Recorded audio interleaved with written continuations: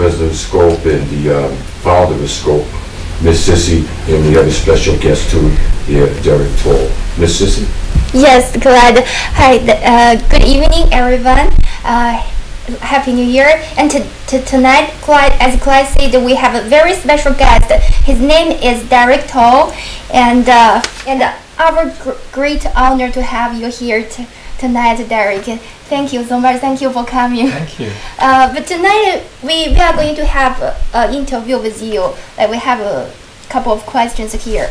And the first, in the beginning, would you like to introduce, say hi to our audiences? Hi, my name is Derek Toll, and Happy New Year and Happy Chinese New Tiger Year.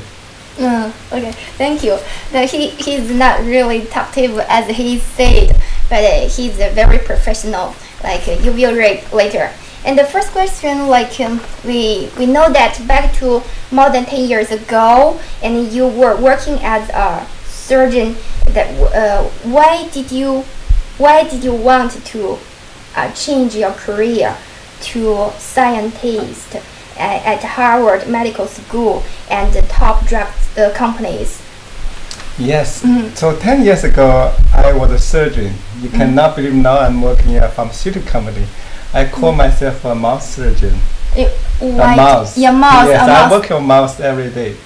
So the reason why I changed my career, there's one story I still remember very clear. Just when I was a doctor, I was a surgeon. I saw the patient and suffer from renal cancer, and no matter what kind of drug we use and what kind of surgery technique we use, he's still suffering a lot. We cannot stop the bleeding the urine. So this touched me a lot. I changed my mind because if I'm a doctor, I only can treat a limited number of patients. If I can make some drugs, and I can benefit thousands, millions people. So that's the reason why I changed my career from a surgeon to a scientist here in US. I see. It's basically there is a very touching story. Then you saw people suffering in pain. So you feel like if you're working as a scientist to invent drugs for patient, then you can release the patient from pain, right? That's why you change your career. Yes, I want to know the reason why, what causes the patient the bleeding, so I can make some drugs to probably stop it. That's really great. But as you said, you have been working in drug companies for more than 10 years, right? Yes. So, what have you already invented? I heard that you have 2 new inventions.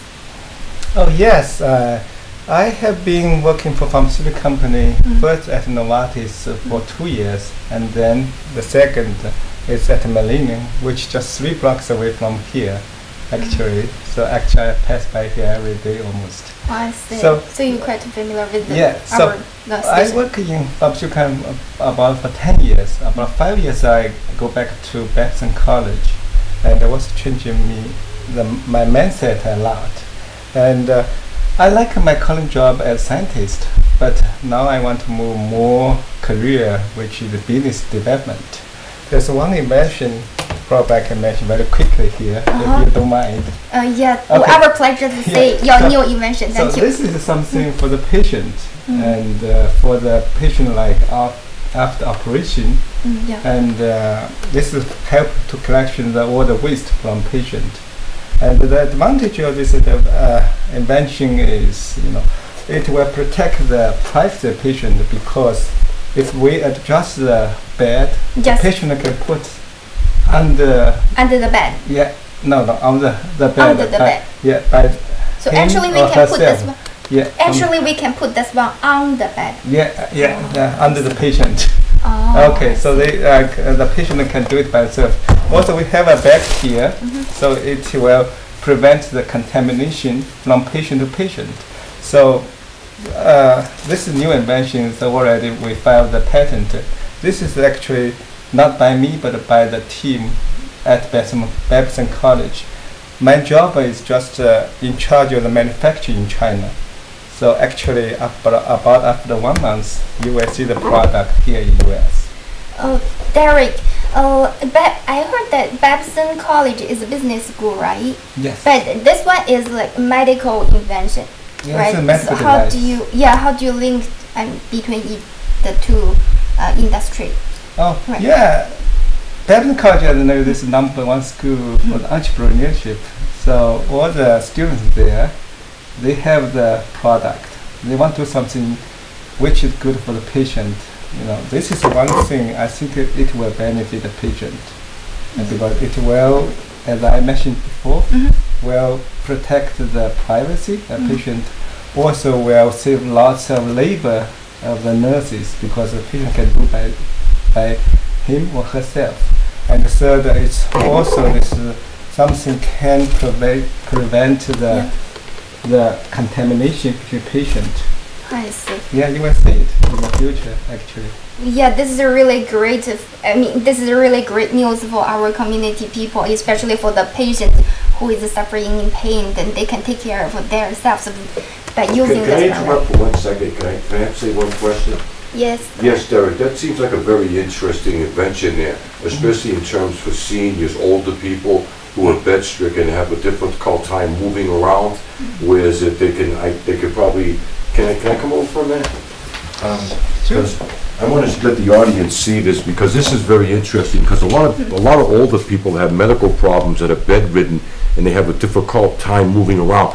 This would be the perfect thing, because you can actually just lean over on your side and slide it underneath and then slide back on top so simply, and you won't have to be lifted, because a lot of people don't have anybody to lift them at home. So this is a very, very interesting product, and I think a lot of people would appreciate something like this. I think it's very well designed too, and like I said, the way it's designed, you just lay on your side and then you slide it underneath, and then you lay on, because my mother has these problems now because she has to use a chair and we have to lift her at times, even to take a shower, but that's something different. But, you know, just to lift her so she can sit on the potty on the seat. But this is more respectful, like you said, more privacy, because people appreciate that because they feel shame when they need help. And so I think this is beautiful, Derek. You see, you're already an expert. Yeah. Expert. Very You don't beautiful. need my instructions. Very beautiful. He's an expert. He's an expert. Yeah. And this is a very great news for our patient, for our community. And I have other question. I know that you just graduated from Babson College. Yes. And I also know that you are still working in the bigger drug companies. Yes. And I'm just wondering, what is your next career path?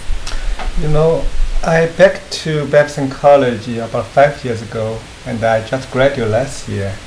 And again, it totally changed my mindset.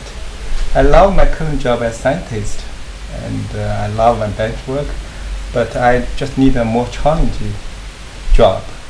And my next career is I want to build up my own company. And MandarinArt is one company I just built last year when I graduated from Babson College. I put all the business plan together, and the Babson College professor reviewed it. They just told me, oh, that's a great chance. Just open a company. This is the whole story for the MandarinArt. So MandarinArt is a company just teach Americans to learn Mandarin. It's only for the 3 to 5 years old kids. I built this company last year, and now we already have students, about 100 students. It's in Cambridge and Arlington and Charlestown. And in Cambridge, we have presence in the International School of Boston, in Cambridge site. And so far so good. Okay. What is your new idea about how to teach foreigners to learn Mandarin? Oh, yeah. So we develop our own curriculum, and even for those young kids, we use multimedia technology. And we want the kids immersed in Chinese environment so they can have more they have more, motivation to learn Mandarin. And also, in my opinion, mathematics is not so strong here in the US. And so personally, I add mathematics in our program. So the kids in our program, they not only can learn a good Mandarin, but also learn some mathematics. You mean you also have the mathematical classes for helping students? Yes, we just combine. Oh, so you combine the mathematics in our program with like Mandarin program together to teach for 3 to 5 year old kids. Yes. Very great. And our question is related to your personal think and personal belief. You are very successful for academic industry.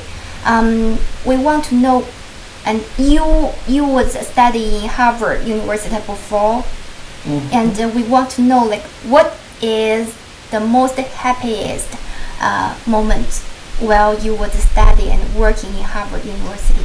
Yeah, in Harvard I'm a postdoctor, and I'm working in the lab. So if you want me to say the most happy thing at Harvard, I would like to say to publish the paper. At Dana-Farber, I worked there for about 2 years, and I published 3 papers. One in gene development, one in development, and another in the biochemistry, and all the top journals. So in 2 years, I'm very happy. And also at Harvard, you can meet all the famous people, professors there, and I can learn a lot from my peers. And I can give you very good examples. I used to work with a colleague from Japan, and I learned a lot from him because when he do experiment, he put number 1, 2, 3, 4, 10 steps there. When he finished one step, he just crossed one step, and after he finished second, he crossed second steps. And at the beginning, I think this is ridiculous. Why you want to do this? But now I realize this is very important for if you want to do a good science. So this is a very happy is the thing that you found while you was studying in Harvard. Yes, and now I have built a very strong networking. I have friends anywhere, and whenever I need help, I can get helps. To be a very successful professor from Harvard, should I talk like this, describe you like this? I just did my postdoc at Harvard, and I've been there about 5 years. And first at Harvard School, and then at Dana-Farber Cancer Institute. After that, I finished my career at academic, and then I moved to company. And then luckily I found my first job at Novartis. That's here in Cambridge. To study in Harvard as a This is something new, the Casper Slide Part 2, featuring the Platinum Band, and this time we're gonna get